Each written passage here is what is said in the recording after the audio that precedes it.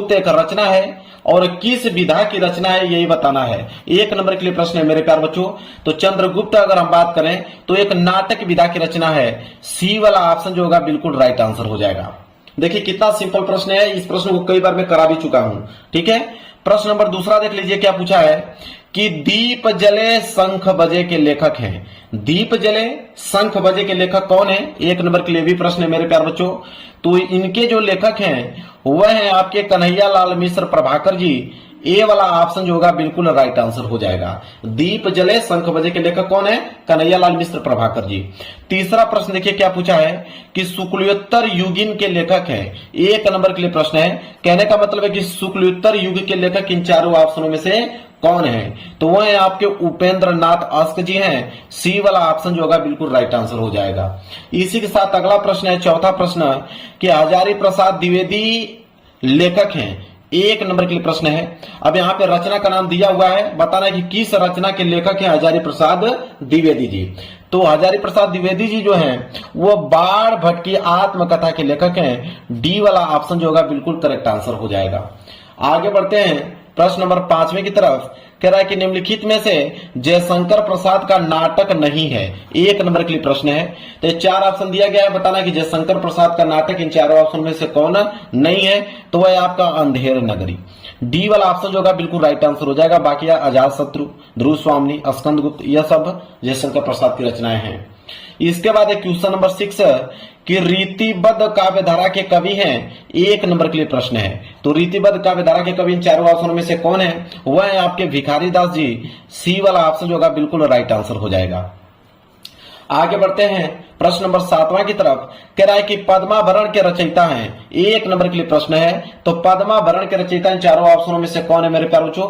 तो पद से पद्माकर जी। इस तरह ट्रिक बनाकर आप याद कर सकते हो। 7वें का सी वाला ऑप्शन जो होगा बिल्कुल राइट आंसर हो जाएगा। चलिए आगे चलते हैं प्रश्न संख्या 8वें की तरफ। कह रहा है कि सूर्यकांत त्रिपाठी निराला की रचना है। 1 नंबर के लिए प्रश्न है।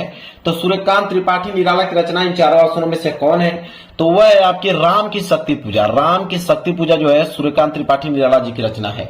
प्रश्न संख्या 9 देख लीजिए। प्रयोगवादी कवि हैं। 1 नंबर के लिए प्रश्न है। तो प्रयोगवादी कवि हैं इन चारों ऑप्शनों में से कौन है? तो वह है आपके ऑप्शन नंबर पहला भारत भूषण अग्रवाल जी। ए वाला ऑप्शन जो होगा बिल्कुल राइट आंसर हो जाएगा। वही अगर हम बात करें प्रश्न संख्या 10वें की तरफ कि आंगन के पार द्वार के रचयिता हैं। 1 नंबर के लिए प्रश्न है। तो आंगन के पार द्वार के रचयिता इन चारों ऑप्शनों में से कौन है? वह है आपके ऑप्शन नंबर सी अज्ञे जी। सी वाला ऑप्शन जो होगा बिल्कुल राइट आंसर हो जाएगा। देखिए ऐसे ऐसे प्रश्न मेरे प्यारे बच्चों के 20 के 20 ऑब्जेक्टिव क्वेश्चन सही करके आओगे आप। प्रश्न संख्या 11 देखिए। करुण रस का स्थायी भाव है। 1 नंबर के लिए प्रश्न है। तो करुण रस का स्थायी भाव क्या होता है मेरे प्यारे बच्चों? शोक होता है। करुण रस का स्थायी भाव क्या होता है? शोक होता है। बी वाला ऑप्शन जो होगा बिल्कुल राइट आंसर हो जाएगा। वही अगर हम बात करते हैं प्रश्न संख्या 12 की तरफ। कह रहा है कि चरण कमल बंदो हरिराई में प्रयुक्त अलंकार है। 1 नंबर के लिए प्रश्न है। तो चरण कमल बंदो हरिराई में किस अलंकार का प्रयोग किया गया है? तो रूपक अलंकार का प्रयोग किया गया है। सी वाला ऑप्शन जो होगा बिल्कुल राइट आंसर हो जाएगा। अगला प्रश्न है प्रश्न संख्या 13 कि रोला छंद के प्रत्येक चरण में कितनी मात्राएं होती हैं? 1 नंबर के लिए प्रश्न है। तो रोला छंद के प्रत्येक चरण में कितनी मात्राएं होती हैं? तो मेरे प्यारे बच्चों 24 मात्राएं होती हैं। इसलिए ए वाला ऑप्शन जो होगा बिल्कुल राइट आंसर हो जाएगा। आगे बढ़ते हैं अगला प्रश्न प्रश्न संख्या 14 कह रहा है कि अभ्यागत शब्द में उपसर्ग है। 1 नंबर के लिए प्रश्न है। तो अभ्यागत शब्द में अगर उपसर्ग की बात करें तो अभिधन आगत होगा। तो अभी जो आगे जुड़ता है उसको उपसर्ग कहते हैं। तो अभी का मतलब डी वाला ऑप्शन जो होगा बिल्कुल राइट आंसर हो जाएगा। आगे चलिए प्रश्न संख्या 15 कह रहा है कि नील कमल में समास है। 1 नंबर के लिए प्रश्न है। तो नील कमल में समास है कर्मधारय समास। सी वाला ऑप्शन जो होगा बिल्कुल करेक्ट आंसर हो जाएगा।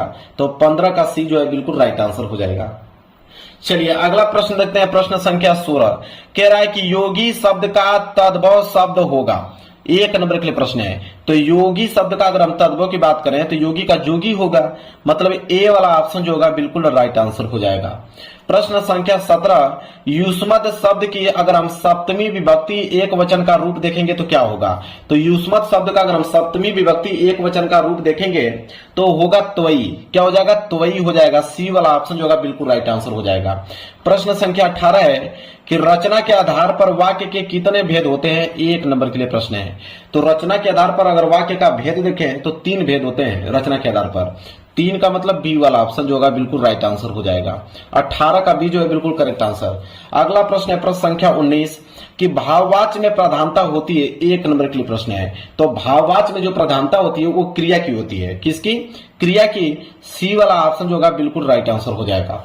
लास्ट प्रश्न है 20वां प्रश्न बहुविकल्पीय का कि अविकारी शब्द है, 1 नंबर के लिए प्रश्न है। तो अविकारी शब्द इन चारों ऑप्शन में से कौन है? यथासंभव। सी वाला ऑप्शन जो होगा बिल्कुल राइट आंसर हो जाएगा। अब मेरे प्यारों बच्चों मैंने 20 बहुविकल्पीय प्रश्नों का जवाब तुरंत बता दिया और आप याद कर लीजिए और 20 के 20 ऑब्जेक्टिव क्वेश्चन बिल्कुल आप लोगों को सही करके आना है।